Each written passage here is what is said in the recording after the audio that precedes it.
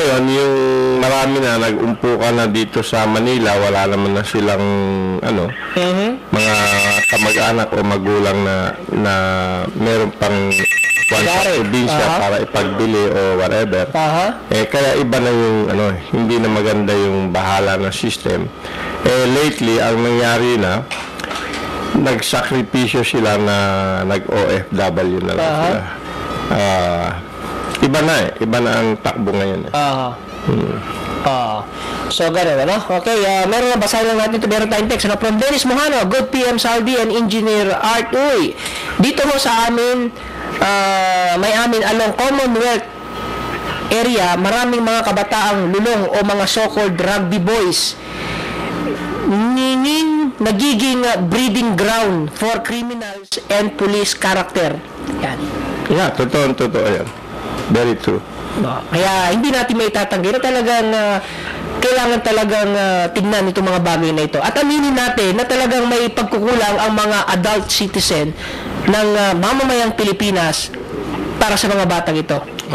Kasi kaya sinasabi ko kaya para wag na lang natin basta ibintang sa politiko, kundi siyempre para sa mga ordinaryong tao. Kahit paano meron tayo tungkulin sa mga batang ito, di ba? May magagawa. Lalo na kung tayo magulang ng mga batang yan. Di ba? Yeah. Okay, meron tayong caller, Freddy Santos. Freddy, magandang gabi sa'yo. Magandang gabi, Kasalde. Yes. Saka si Engineer. Good evening. Nabanggit po nyo kanina yung population. Parang sinabi nyo problema ang lumalaking populasyon natin. Hindi ko po sinabing magiging problema. Ang sabi ko lang, ang diferensya nung panahon ng lola natin, 30 million. Dahil nung 30 million ang population, marami pa sila mga lupain doon. Yun lang ibig sabihin. Hindi ko sinabing problema yung population. Engineer, hindi, sa akin lang po, hindi problema ang population dito sa ating bansa. Yun nga, hindi nga problema. Ang napakalawak po mga lupain dyan na hindi na bubungkal. Hindi na didiscover hindi kasi medyo magulo. Nakapunta rin ako dyan sa Mindanao. Gaganda ng mga lupa dyan, Kasalday. Kahit hindi ka gagamit ng abono, lumalaki ang mga matataba, ano? Opo, mataba ang mga lupa dyan. Sayang. Tama sana yung plano ni Pangulong Irap noon na talagang i-develop na maigi ang Mindanao. Kaso naman, alam mo, ewan ko kung bakit nagkaganon ang nangyari. On pa rin, ang problema talaga dito sa ating bansa kaya maraming mga kuwang ngayon, mga walang trabaho, lahat na medyo magulo, yung siyabo. Edukasyon ang isang problema sa ating bansa. Edukasyon at saka liderato. Number one, liderato, Kasalde. Leadership by example. Yan lang po, thank you. Okay, maraming salamat. Yung sa tama yung sabi mo, hindi nga talaga problema ang population. Ang nangyayari kasi, kaya tayo nagkaroon ng problema, yung buwis natin na sana ginagamit para i-develop yung mga infrastructure. Di sana mas marami ang mga kalsada at saka yung mga magagandang port para mag-flow ang mga produkto ng mga mamamayan. Tapos number 2, kung wala yung mga rebelde na nanggugulo sa kanila, kasi yung iba kaya ayaw na nila dun sa south. Dahil okay, mag-farming sila, ganon. Meron naman dyan mga grupo ng rebelde na may baril. Tapos hihingian sila ng yung mga ilang kaban ng produkto nila, ganyan. Siyempre, nasusuya sila dahil bakit ako magbibigay ng mga ganito dito? Kung hindi naman, masasaktan naman sila. So, kung na-solve sana yung problema na wala itong mga rebelde, kagaya ng nangyayari din sa Amerika, maraming mga farm doon, malalaki yung mga farm nila. Nagagawa nila yon kasi walang nang hihingi sa kanila na unjustly na mga tinatawag na taxes or whatever ng mga hindi legal na grupo, no? Nagbabayad na nga sila ng tax sa gobyerno, pero wag na naman sila hihingian pa ng ibang rebelde o ibang grupo ng panibago na naman na buwis. Dahil kung sino man yung nandun sa lugar nila, masusuya sila. Bakit ako naghihirap magtatrabaho dito sa Tapos hihingin nyo lang. farm ko, tapos wala naman akong mahita kung hindi. Nagbayad ako ng tax sa gobyerno, mababayad pa na naman ako ng Revolutionary tax. tax sa kung sino-sinong nagsasabi dyan.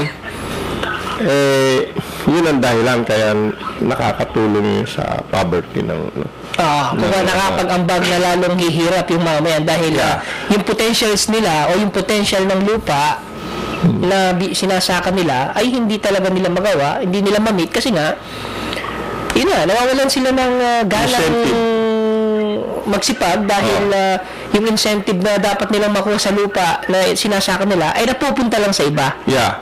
Ako na-obserbahan namin yan kasi kung kami nagbiyahe doon sa mga farms sa Amerika, wala yung kinatatakutan yung mga farmers doon na mga ganon, yung mga rebelde yan na hihingi ng ganon.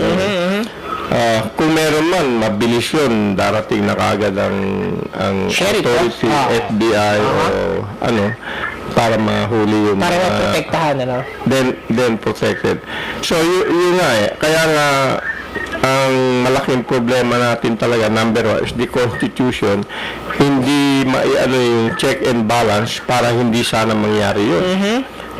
Pero kung maganda sana yung Constitution, sana nandyan yung mga autoridad na huhuli ng mga hindi. Ang nangyayari nga ngayon sa nalaman namin sa South, itong mga nasa pwesto, sila ang nag-i-smuggle ng baril at sila ang sumusuporta doon sa ibang rebelde doon. kaya talaga hindi na uubos ang mga rebelde. Ilang taon na yan mula pa nung sinasabi. 1968? Nung panahon ni Magsaysay. Di ba meron nang lumalabas na konting tama, meron na. Pero ilan lang yun, Ngayon, increase ang budget ng military at saka ang training nila sa magagaling na eskwelahan sa West Point, kung saan-saan. And yet, hindi nila matapos-tapos. Lalong dumami pa yung grupo. Kasi yun pala, itong mga nakakuha ng mataas na pwesto, gusto nila yung gano'n, yung hindi malaman ng tao kung tunay na rebelde yun o hindi rebelde. Yung pala yung iba rin bata rin nila. Sasabihin lang nila, kunyari sabihin mo rebelde ka para makahingi ka ng tapos kung minsan kailangan mo ng parang protection sa military, kailangan mo na naman magbigay sa kanila. Di ngayon, nasusuya na yung mga farmer. Meron nga akong kami mga kasamahan, nag-alisan na lahat sila. Nandun sila sa Bicol. Meron silang malalaking fields, farm field doon sa Bicol. Pinamana sa kanila nung magulang nila. Nung nangyayari ito, nasuya sila. Iniwanan na nila yung mga farm field nila.